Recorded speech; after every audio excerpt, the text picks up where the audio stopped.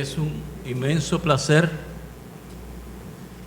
poder saludarles desde esta plataforma de adoración donde les puedo mirar a los ojos a todos y cada uno de ustedes. Es para mí una muy grande bendición tener el privilegio de utilizar este púlpito inmerecidamente, porque quienes ocuparon este púlpito anteriormente no les llego yo ni a las rodillas, a don Pepe Ferrera, a don Félix López, pero le plugo al Señor que yo fuera su pastor en estos días, así es que doy gracias al Señor. Y no puedo seguir adelante sin antes reconocer a una familia muy linda, muy significativa para mí. Me refiero a Miguel y a Noemí Torres, que están al ladito de Margarita y de Michael. Esa familia la queremos mucho y nos da un gran regocijo el que estén con nosotros en esta mañana. Que el Señor les bendiga y que se repita. Les invito a buscar, hoy vamos a trabajar con el Nuevo Testamento, en cierta manera. Vamos a trabajar con el médico Lucas. A propósito, fue el primer evangelio que yo leí y estudié y me enamoré de él. Lucas fue historiador, describe a Teófilo y estoy seguro que ustedes han leído la introducción. Por cuanto muchos han tratado de traer este tema, oh excelentísimo Teófilo, se me ha ocurrido a mí buscar toda la documentación posible y hacer todas las investigaciones posibles, que de hecho son ciertas, para que tú también conozcas qué pasó y quién fue Jesús, más o menos parafraseado. Vamos a buscar en el capítulo 4 de Lucas. Recuerden, Mateo, Marcos y Lucas, los evangelios sinópticos. Y en el tercer evangelio, capítulo 4, versículo 27. En reverencia a la palabra de Dios, los que puedan, nos ponemos en pie. Y como ya es un solo versículo, vamos a leerlo al unísono. Dice así la palabra del Señor, en el nombre del Padre, del Hijo y del Espíritu Santo, y la iglesia clama, amén. Todos. Y muchos leprosos había en Israel en tiempo del profeta Eliseo, pero ninguno de ellos fue limpiado, sino Naamán el sirio. Aleluya. Y muchos leprosos había en Israel en tiempo del profeta Eliseo, pero ninguno de ellos fue limpiado, sino Naamán el sirio. Pueden o tengan a bien sentarse, por favor. Aquí, a la primera, un buen escudriñador de la Biblia tiene que preguntarse inmediatamente, ¿y por qué? ¿Por qué Eliseo? Eso es lo que vamos a tratar de reflexionar en esta mañana. En esta mañana, donde una sola palabra bastará con tener sintonía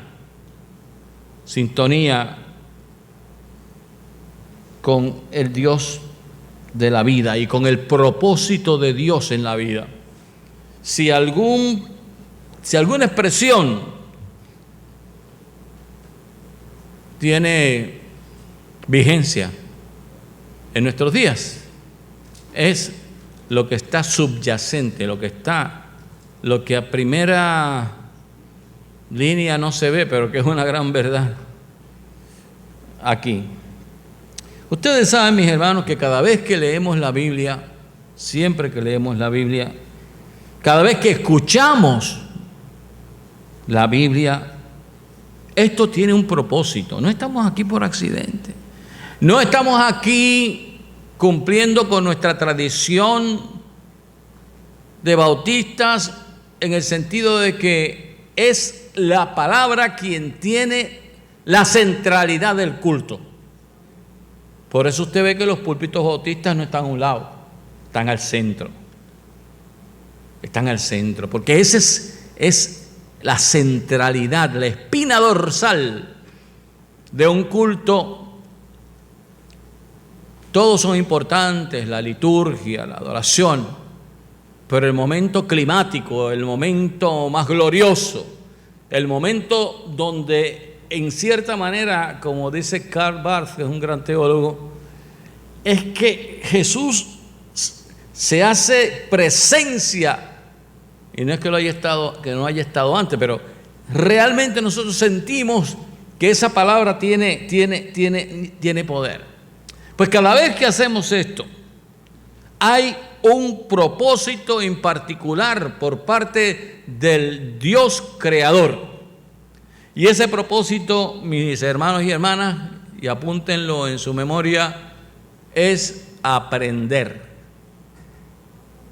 Si usted sale de aquí como entró, usted ha perdido el tiempo. Usted tiene que aprender. Y le toca a usted, porque la palabra ya está dada. O sea, ¿por qué aprender? Porque en el aprender surge un cambio en nuestra vida. Cuando yo aprendo a guiar estándar, ya estoy en dominio de un vehículo que antes no podía guiar. Automático cualquiera lo guía, pero el estándar hay que meter cloche. Ustedes saben el asunto ¿verdad? Si no hay cambio en usted y en mí, no hay progreso. Nos quedamos como estamos. Si no hay cambio, las cosas malas, nuestras faltas, seguirán su rumbo como el agua del río que corre al mar. La sabiduría de cualquier ser humano estriba en poder discernir de quién proviene esa palabra, porque en ese acto de discernimiento reside tu futuro y el mío. Un joven sin controles y que quiere salir a janguear con sus amigos, no sale a las 7 de la noche de su casa, ni tan siquiera a las 9, ni a las 10. Sale a las 11 de la noche.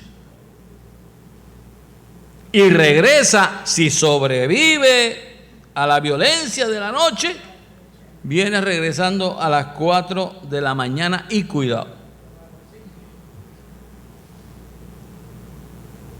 Y uno se pregunta,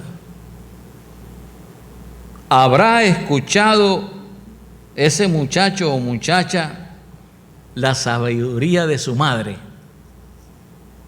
que le ha dicho: ay mi hijo, ay mi hija, estas no son horas de salir? Y así pues, ustedes saben lo que ellos entienden que es la cantaleta. Trata de explicarle las cosas,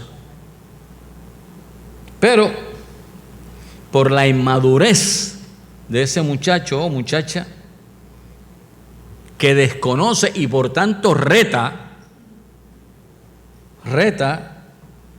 entonces estas salidas traen ansiedad a los padres y trae también otros incidentes no deseados en la vida del joven, y eso lo vemos todos los días.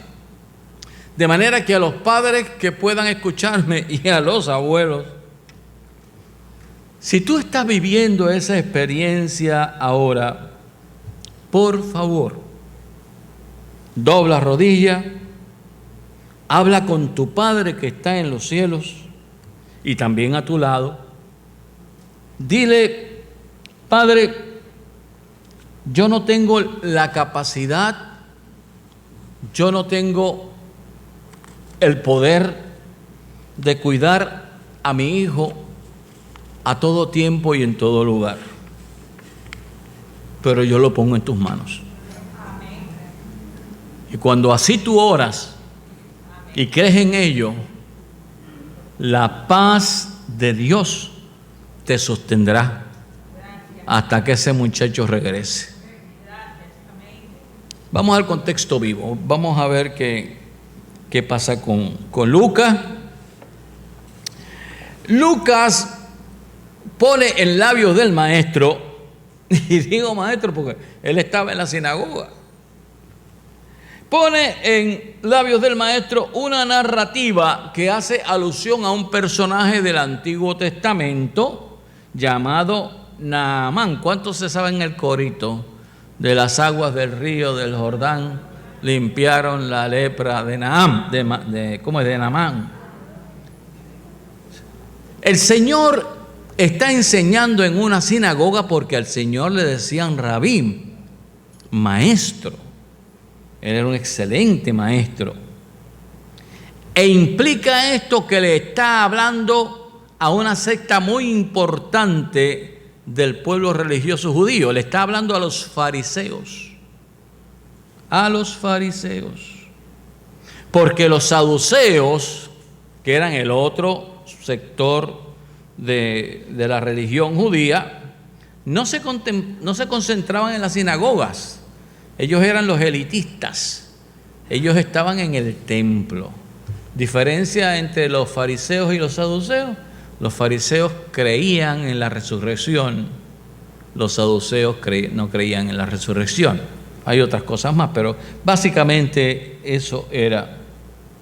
Entonces, en realidad lo que Dios en carne decía no era placentero para aquellos que asistían a ese lugar de adoración, a la sinagoga. ¿Y por qué él menciona a este personaje del Antiguo Testamento? Porque Jesús entiende que aquel grupo de personas de su tiempo tenían una falencia, tenían una fisura en su carácter. Y al mencionar el Señor a Eliseo y a Naamán, inmediatamente los oyentes irían a buscar en la memoria ese acto histórico que todos ellos sabían.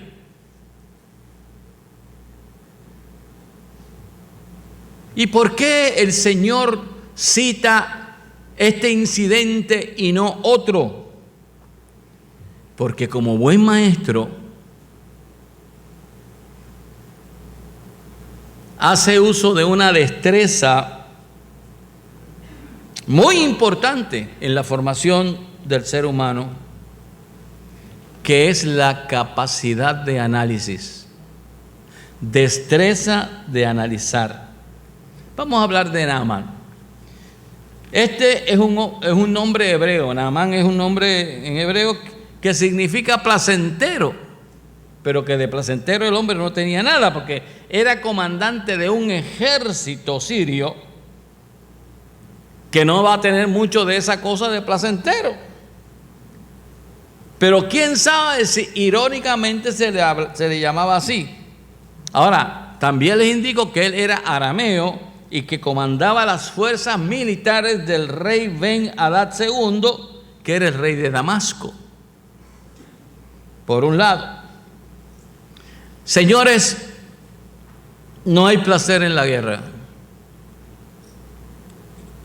El juicio histórico plantea que una de las burradas más grandes que ha cometido la civilización occidental fue inventarse la patraña de las guerras santas, de las cruzadas en Europa.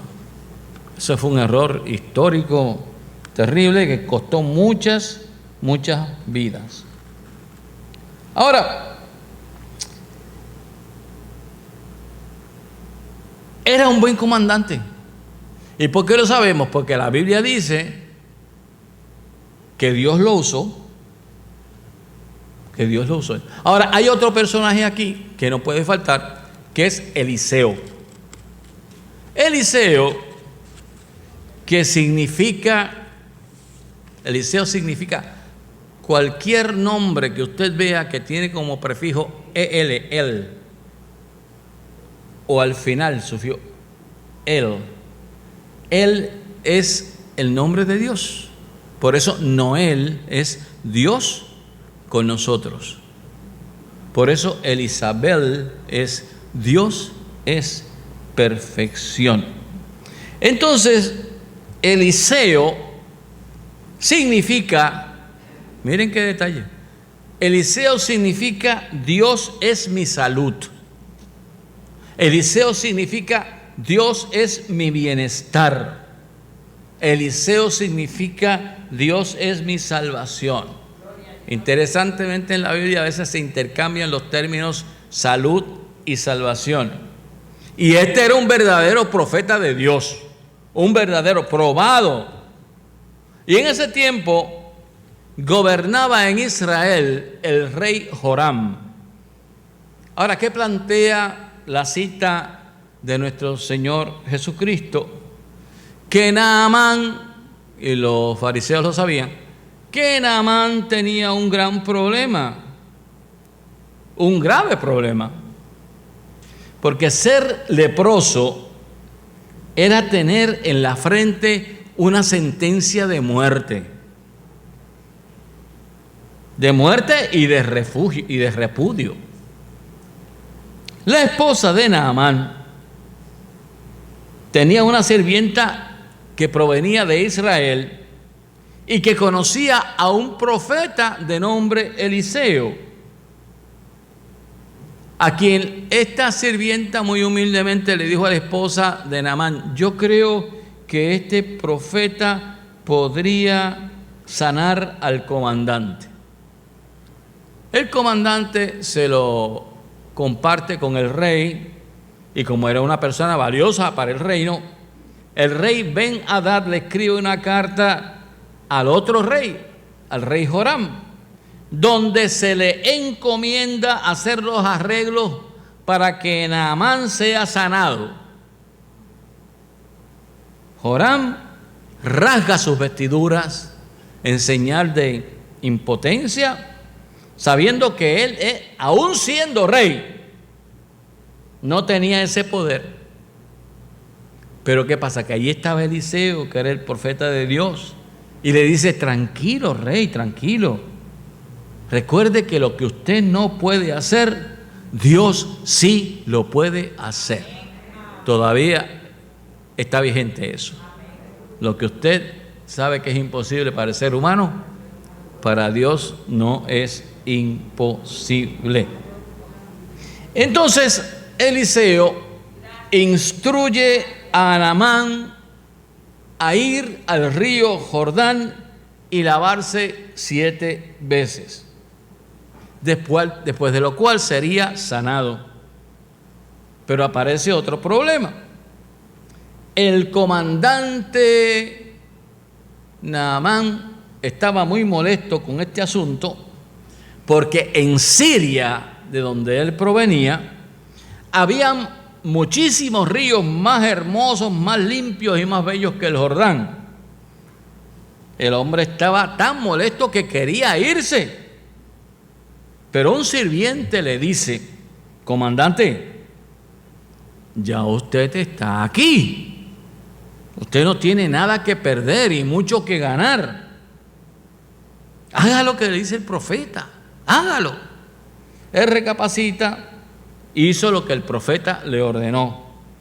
Fue al Jordán y, como muy bien dice la historia, se lavó 7 veces y nos dice la palabra que su enfermedad desapareció y vino a tener la piel tan saludable como la tiene un bebé. Fin de la historia.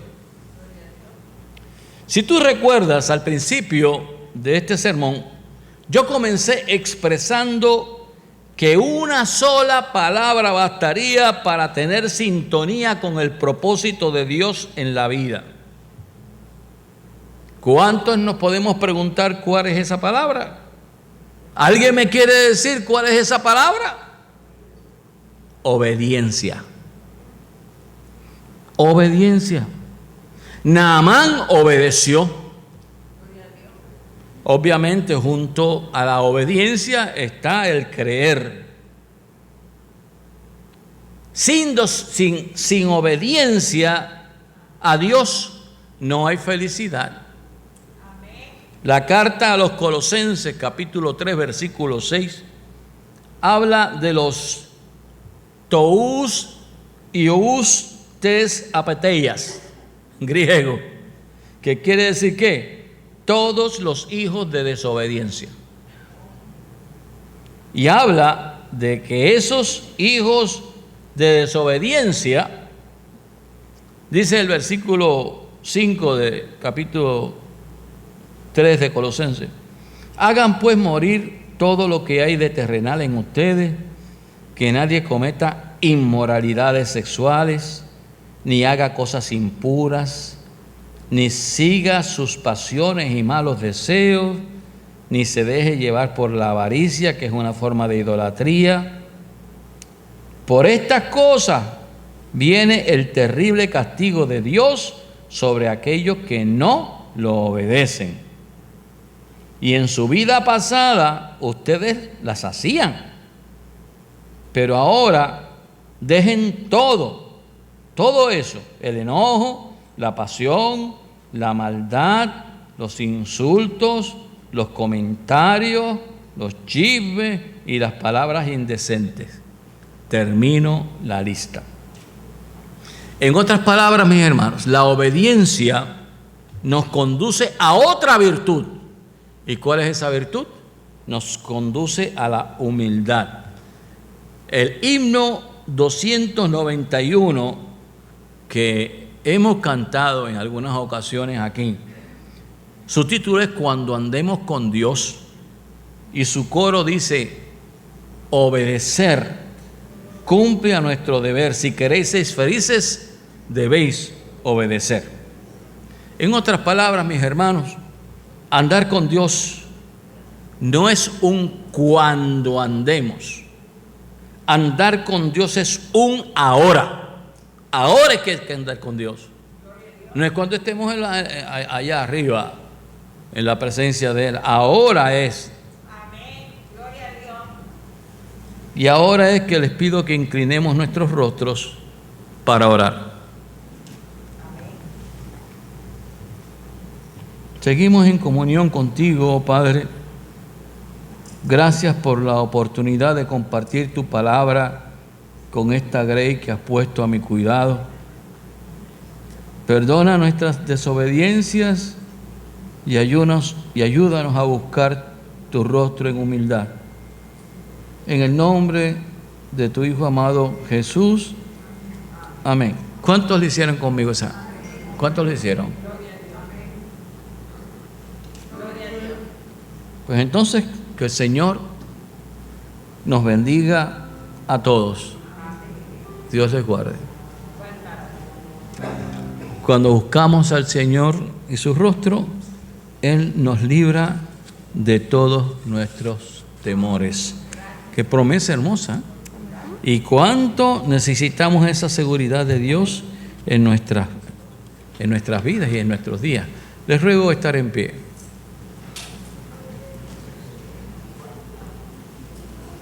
Que esta semana sea una semana hermosa para ustedes. Amén. Que les sobrevengan muchas bendiciones de Dios. Sorpresas agradables por parte de Él. Y de paso, busquemos en la Biblia esas verdades tan necesarias para poder aprender, para poder cambiar, para ser buenos discípulos. Y gran parte de ese buen discipulado es obedecer y ser humildes. Y ahora, Señor, despide a tu pueblo en paz, porque hemos escuchado tu palabra y tu palabra nos invita a buscar tu rostro y a obedecerte. Como Naamán obedeció al mandato de Dios a través de su profeta Eliseo, que tuvo que bañarse 7 veces en el Jordán. Y como consecuencia de esa obediencia, su vida toda, su futuro fue transformado. Asimismo te pedimos que tengamos la suficiente humildad, Señor, para seguir tus recomendaciones, para seguir tu guianza. Y si tenemos que bañarnos en el Espíritu 100 veces y 1000 veces para encontrar la sanidad de nuestra alma, así lo haremos. Y ahora, que tu bendición como buen Padre amoroso, la gracia de tu bendito Hijo Jesucristo, nuestro Señor, y la siempre presencia consoladora del Espíritu Santo, permanezcan en sus corazones, habiten en sus familias y en sus hogares, ahora y por siempre jamás. Amén.